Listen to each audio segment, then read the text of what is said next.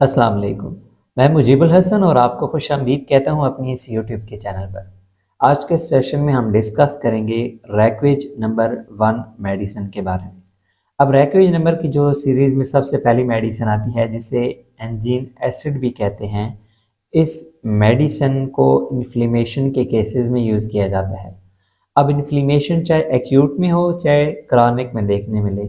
अब acute inflammation से मुराद है कि डिजीज़ का या किसी बीमारी का अचानक या जल्दी हमला आ जाना पेशेंट पर। मतलब ये है कि किसी पेशेंट ने कोई भी खाना वगैरह खाया और उसकी फ़ौरन तबीयत ख़राब हो गई है, पेट में गैस वगैरह बन गई है, या इसी तरह अगर बात की जाए क्रॉनिक इन्फेक्शन में, तो किसी पेशेंट में अगर टॉन्सिलाइटिस देखने मिले या गले की गदूद में स्वेलिंग वगैरह देखने मिले, तो इसको क्रॉनिक डिजीज़ में काउंट किया जाएगा।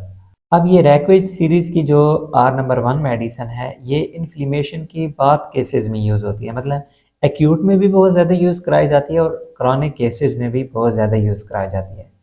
इसके रिलेटेड हम डिटेल में आज डिस्कस करेंगे कि इन्फ्लेमेशन की क्या सिम्टम्स देखने मिलती हैं, इसमें कौन से कंपोनेंट या कौन से मेडिसिन को मिलाकर आर नंबर 1 को तख्लीक या बनाया जाता है, और उसके अलावा डिटेल सिम्टम्स में भी हम डिस्कस करेंगे।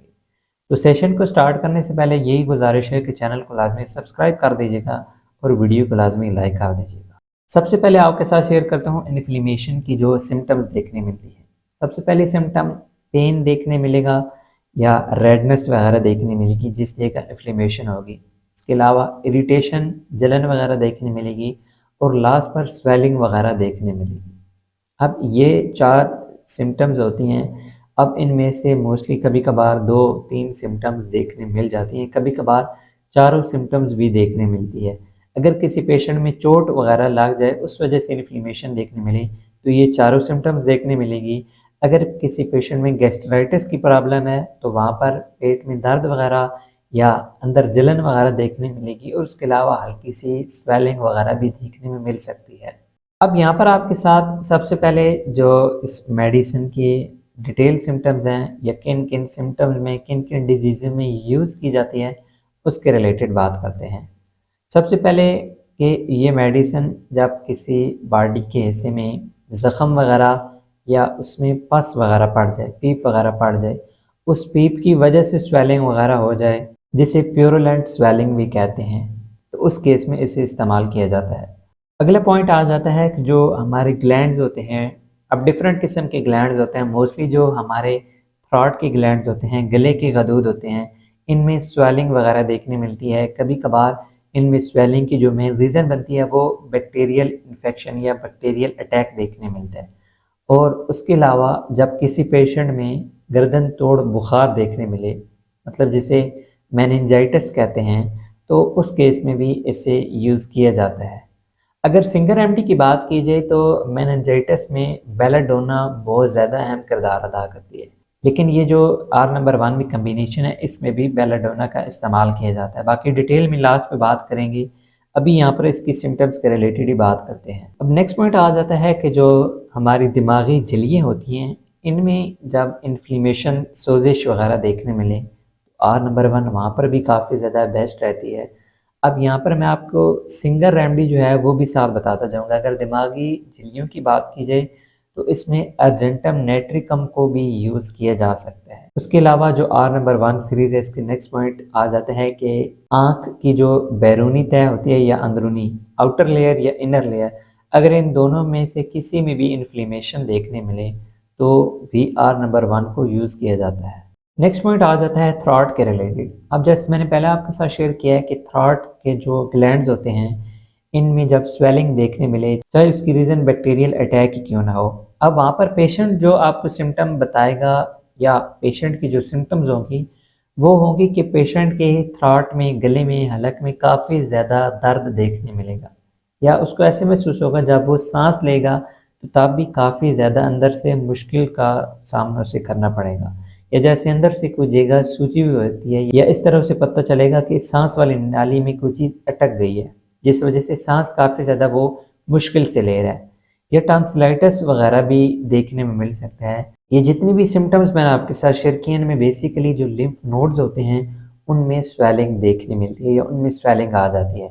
अब बेसिक सिनुसाइटिस की अगर बात की जाए तो सिनुसाइटिस के लिए कैल्शियम सल्फ्यूरिकम कैलकेरियस सल्फ जो मेडिसिन है वो बहुत ज़्यादा बेस्ट है अगर जस्ट सिंगल रेमेडी पे यूज़ करना है तो। अब वो बायोकेमिक रेमेडी आ जाती है। उसके अलावा टंसिलाइटिस में भी उसे काफ़ी ज़्यादा यूज़ किया जाता है, ब्रोंकाइटिस में भी यूज़ किया जाता है।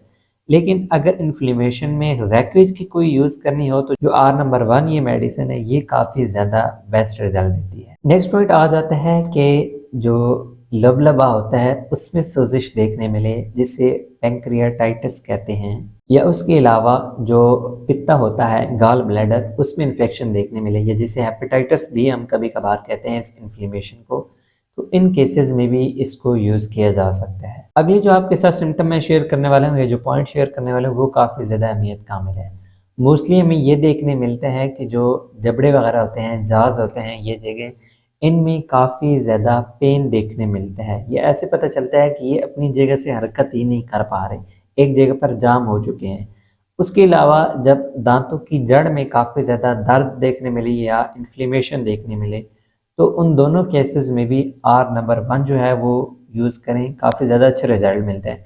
जो पहला पॉइंट मैंने आपके साथ शेयर किया है कि जाज़ में काफ़ी ज़्यादा पेन या इस तरह महसूस हो कि वो एक जगह पर अकड़ चुके हैं, उनमें या स्वेलिंग आ जाए तो तब भी आप आर नंबर 1 को लाजमी यूज़ करें। अब जो ये आर नंबर 1 मेडिसिन है ये अपेंडिक्स के केसेस में भी यूज़ की जाती है। जब अपेंडिक्स में काफ़ी ज़्यादा इन्फ्लेमेशन, सोजिश वगैरह देखने मिले जिसे अपेंडिसाइटिस कहते हैं, तो उस केस में भी इसे यूज़ किया जाता है। अब लास्ट पॉइंट आ जाता है कि जो फीमेल के इनर ग्लैंड्स होते हैं या इस डिजीज़ को एंड्रोमेट्रियोसिस भी कहते हैं, उनमें जब इन्फ्लेमेशन, सोजिश वगैरह देखने मिले तो आर नंबर 1 को वहाँ पर भी यूज़ किए जा सकते हैं। अब ये जितनी सिम्टम्स मैंने आपके साथ शेयर की इनमें से किसी भी सिम्टम्स को आप फेस कर रहे हैं, किसी भी डिजीज़ को आप फेस कर रहे हैं तो आर नंबर 1 को आप लाजमी अप्लाई कराएं। मोस्टली जो सिम्टम्स देखने मिलती है ब्रोंकाइटिस, टॉन्सिलाइटिस, मतलब थ्रोट के रिलेटेड जो इन्फेक्शंस वगैरह देखने मिलती हैं, चाहे वो वायरल हो चाहे वो बैक्टीरियल हो, या उसके अलावा गैस्ट्रिक की प्रॉब्लम के केसेस में भी मोस्टली इसे यूज़ किया जाता है, क्योंकि जब भी कोई इंसान बाहर की काफ़ी ज़्यादा चीज़ें खाता है तो उस वजह से उसको गैस की प्रॉब्लम होती है। बेसिक रीज़न तो इन्फ्लेमेशन होती है जो इंटेस्टाइन होती है उसमें, लेकिन उस इन्फ्लेमेशन को ठीक करने के लिए आर नंबर 1 बहुत ही ज़्यादा मुफीद रहती है। अब ये जो आर नंबर 1 मेडिसिन है इसमें कौन कौन से कंपोनेंट, कौन कौन सी रेमडीज़ यूज़ की गई हैं जिनकी मदद से आर नंबर 1 बनाया जाता है, तो उन रेमडीज़ के रिलेटेड बात करते हैं। सबसे पहले यहाँ पर apis mellifica, belladonna, mercsol, phytolacca, hepar sulph, lachesis, calcarea अर्डेटम, कालीबिक्रोमिकम, बैरियम क्लोराइड, मैरम वेरियम, ये कुछ मेडिसिन यूज़ की जाती हैं या इनकी मदद से आर नंबर 1 को बनाया जाता है। अब इस मेडिसिन को किस तरह यूज़ करना है, तो मोस्टली जो होम्योपैथिक डॉक्टर्स हैं उनकी तरफ से 10 से 15 ड्रॉप्स ये इस्तेमाल करने के लिए कहा जाता है और 3 टाइम बताया जाता है। लेकिन अगर जो डिज़ीज़ है वो काफ़ी ज़्यादा सीवियर है तो उस केस में इस मेडिसिन को 4 टाइम भी 4 टाइम भी इस्तेमाल किया जा सकता है। वैसे तो एडवाइस मेरी यही होगी और नीचे डिस्क्लेमर में भी चाह रहा है कि जब भी आप इस मेडिसिन को परचेज़ करें तो आप अपने फिजिशियन से लाजमी कॉन्टैक्ट करें, उनके मुताबिक ही, उनकी एडवाइस के मुताबिक ही आप इसकी डोजेज को अप्लाई कराएं।